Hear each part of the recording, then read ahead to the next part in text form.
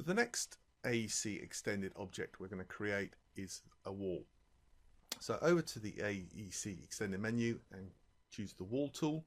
Now it's important that when we create a wall, before we actually start to create it, we set the width and the height of the wall object. So I'm going to leave the default settings here to 5 inches and 96 inches for the width and height.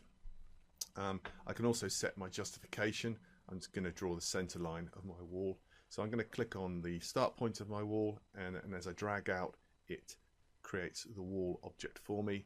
I'm going to click a few extra wall segments in at different angles, and I'm going to click on there to end that sequence by right clicking. Again, whilst this is still selected, I can still adjust the height and width parameters, but once I come across to the modify panel, I can't, there's no option there for me to adjust the width and height. So it's best to make sure that that is configured before you start to draw your wall. I will come back over to the create panel because I'm just going to draw in another wall section.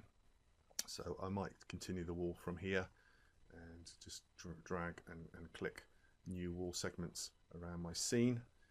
Obviously I can tie this in with a floor plan or line shapes if I need to.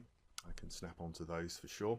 But what I can do is in the modify panel here, I can attach these two wall segments together so they become one item simply by clicking on the attach button and choosing the other wall geometry, and now they become one object, one wall object made up of the two parts, but there's still one wall segment.